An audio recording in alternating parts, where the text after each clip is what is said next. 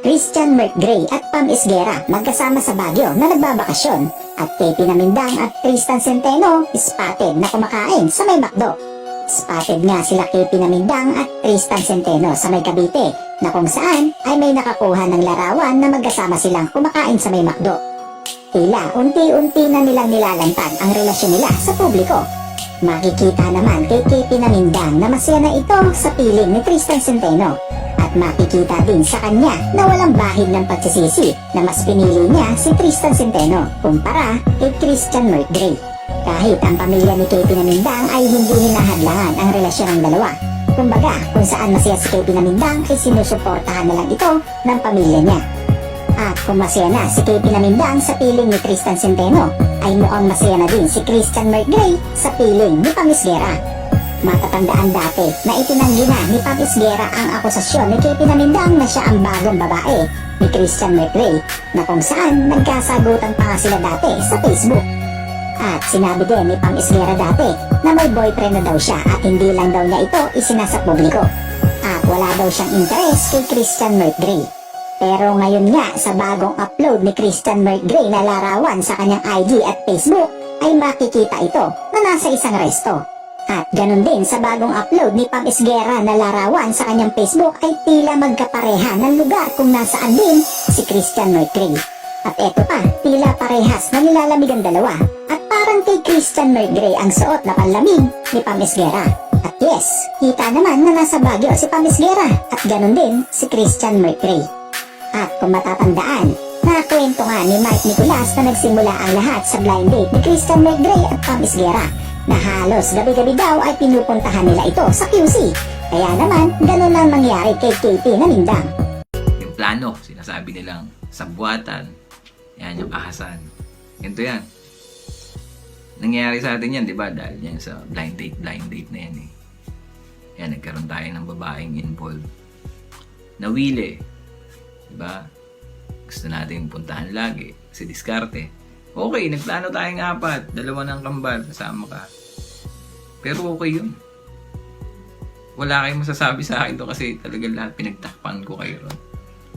Kada gabi, napupunta kayo doon. Magpapaiwan na ako kasi syempre para iwasan ako kasi syempre may pamilya rin ako dito.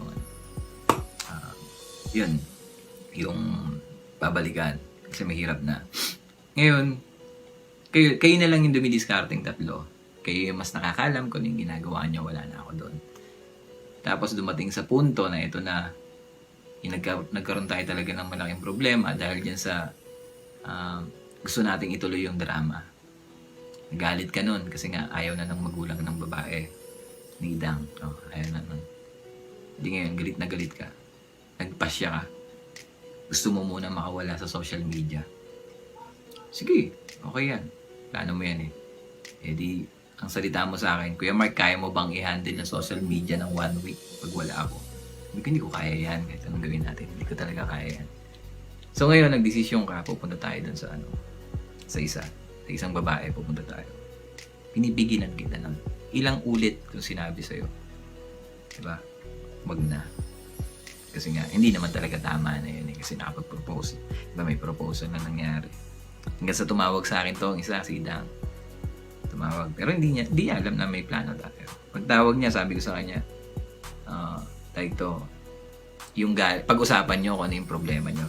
Pero ang salita sa akin ng babae ni Dang, sabi, iwanan nyo kasi muna yan. Iwanan nyo kahit ano lang, sandali lang kasi pagkakasama kayo niyan, tumatapang yan masyado.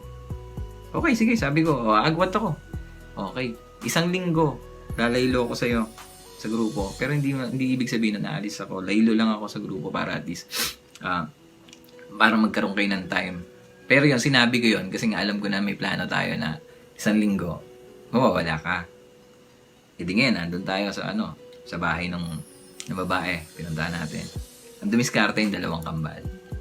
Kinakausap ng 2 kambal. E di ngayon, ang tagal natin sa sasakyan kasi tayong 2 na lang iniiwan. Pinag-uusapan pa natin yun. Tol, kung sa akin lang, ako lang masusunod, wag na. Diba? Kasi nga, mali na to.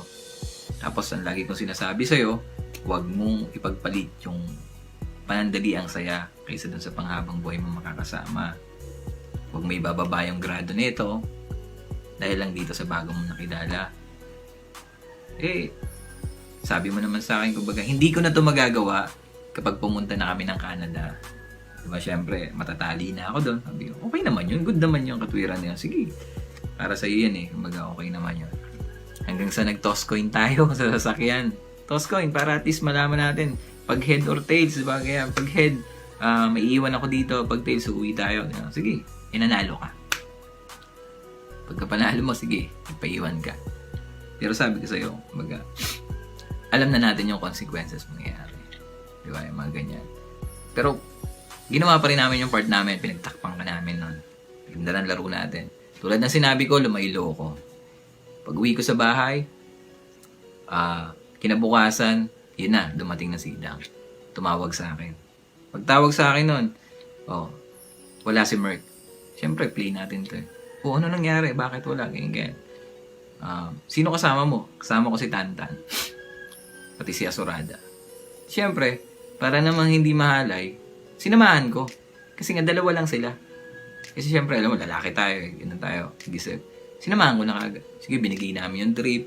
Nagkaroon kami ng balingbing na tactics doon. Di ba? Sinasabi namin, kailangan ipakita namin nasa kanya kami. Kasi nga, wala ka. Hindi ngayon. Okay naman. Pagdating ng gabi, tulugan na. Doon kami kila Tantan. Pero ang usapan sana sa bahay. Kaso lang doon na inabot ng pagod din. Napagod na.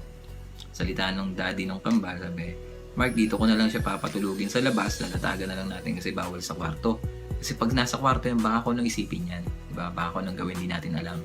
Okay po, mas maganda yun. Hindi nandun yung kambal sa loob. Nasa labas siya. Ako nasa sala rin. Pero hindi ako natutulog.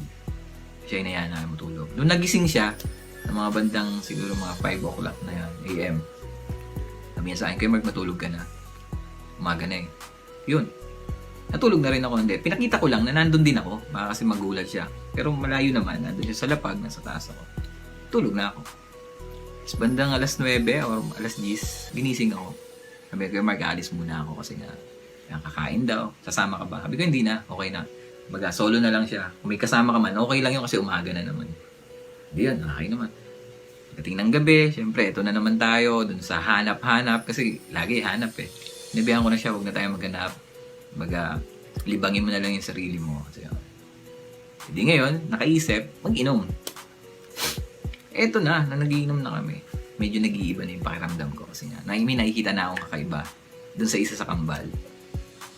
Pero yun, yung nakita ko yun, hindi ako nagkulang din ng paalala sa kambal. Sinabihan ko yung kambal na, huwag mong aangkinin ang hindi iyo. Hindi, okay naman sa kambal yan. Siyempre, yung baga parang, ang kinokontrol ko dito yung lalaki. Hindi yung babae kasi yung babae nasa mundo na yan eh, magulo ang utak nun. Kaso lang, iba na rin talaga yung nakikita ko nung panahon na na, yung lumipas na yung naging inuman namin. Nagtulog-tulugan ako. Kita ko sila, pumasok sila sa kwarto. Hirap ako dun sa pigil kasi agresibo eh. Baga parang, inintindi ko siya kasi yung galit niya, parang gusto niyang gumante. Doon niya idinaan.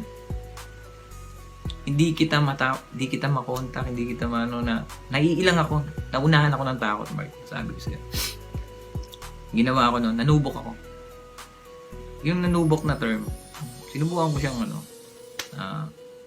silipin sila. Tapos binidyohan ko. Oo, andun kaya may involved na pangalan ko, di ba? Nandun sa screenshot na may video pa. Binidyohan ko pero hindi lahat ng detalye nandun. Binidyohan ko lang para ipakita ko sa'yo na at least na nakita ko na may ginagawa sila. Yun lang. Gusto ko ipakita sa'yo yun. Kaso nga lang, naunahan pa rin talaga ako. Yung ginawa ko kinabukasan, niyayaan ko na sila eh. Kinabukasan, kinausap ko yung isa sa kambal. Sabi ko, bakit mo ginawa yun? Diba? Alam mo ba yung mangyayari? Alam mo ba yung ganito? Sabi, yung baga, ang kanila lang, ginusto nila yun. Wala na akong nagawa kasi ginusto nga nila eh. Ginawa ko dun sa video, binura ko para hindi na kumalat. Tapos, sinasabi mo bakit hindi ko kinuwento sa'yo. Boy, pag nandun ka sa sitwasyon na yun, may hirapan ka rin. Kasi pares ko kayo barkada, pares ko kayo kaibigan eh. Diba? Nananaig sa akin yung yung konsensya. Kung konsensya ako, gusto kitang So, parang nawawalan tayo ng pagkakataon talaga na makapag-usap ng tayong dalawa lang. Hindi, nahihirapan ako. Hanggang hinayaan ko na yun. Nag-iba yung plano. Kumbaga, hindi ko alam, pati ako nalalaro na. Kayo, anong opinion nyo tungkol dito? I-komento lang yan sa baba at babasahin natin lahat yan. At At hanggang dito na lang, maraming salamat sa panonood sa aking Ningo. Ciao!